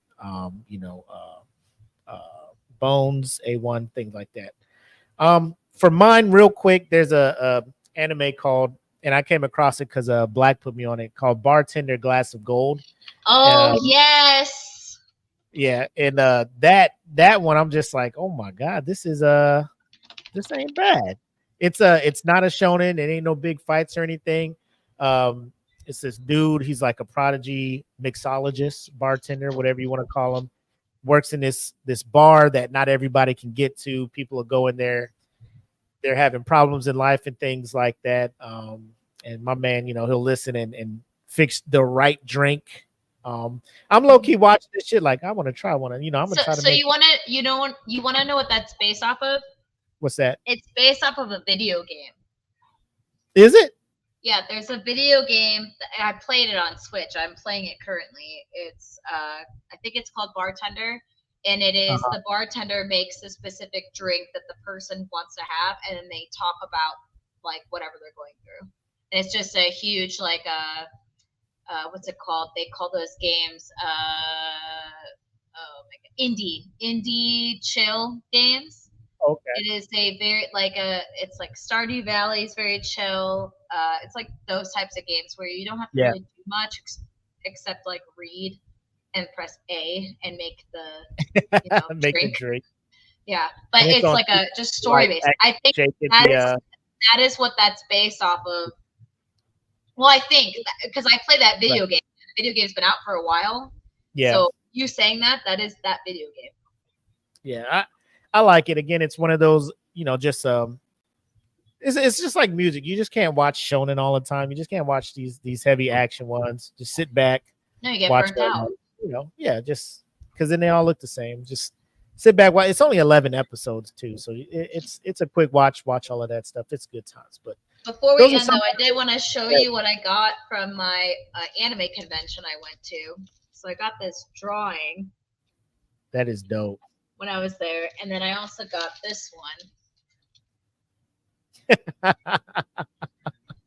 That's cool. So we're gonna put that up in our wall of our video game anime area. So we went to the anime convention that came, and there's this guy that was just making drawings on just pen, and then he would take some of them and then he would put them on his computer, and then he would make it a little bit more digitized so it was more clean. But yeah, we saw a lot of Jujutsu Kaisen stuff when we were out there.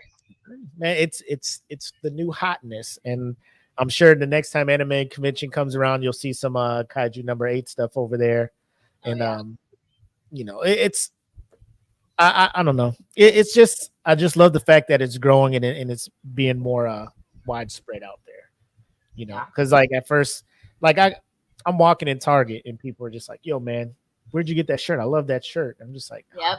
My peoples, Yeah, come let's talk while my wife shops. Let's talk about the fucking latest season of this shit. It's it's fan theory, some stuff, but awesome shows to put on there. And then if you guys have any more, if you're watching or listening, feel free to put them down in the comments, because I have a continually living document that just when people recommend an anime, I just put it on there and be like, I'll get to it. Mm-hmm. So I'm never going to say no. I will always give everybody's suggestion a chance, because sometimes, that's how you stumble upon these hidden gems. That's why I hang out with you, Jackie, because you always put me on. What was one? Like Super Cat that cleans for that? I'm just like, the masterful cat is depressed again today. Dude, it's so funny, man. Me seeing that title, I'd be like, never in my life. But if you're just like, dude, it's legit. Like, because you put me on slice of life. It is 100% a slice of life, man. Jackie put me on fruit baskets because I was in my whole. Yeah, man. I was like, if it ain't got people fighting and shit, I ain't trying to see it. I thought I was cultured because I was like, I watched Death Note. That's not a shonen. I've been around. I know what I'm talking about. She's like, fruit baskets. Fruit basket is a classic. I don't know. And then I watched it. I'm just like, bro, this is better than most drama television that's out there right now. You know what I'm saying? Like, it's a drama, romance, kind of fantasy action. It was.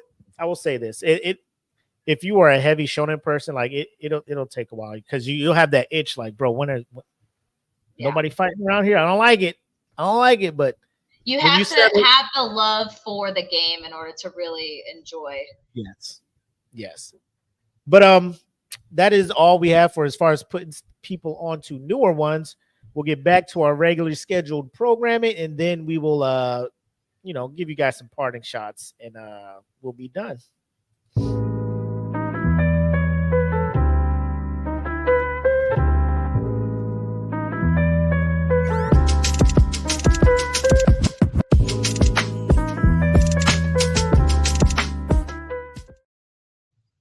I thought it was funny you were talking about lo-fi, and I'm just like, bro, like.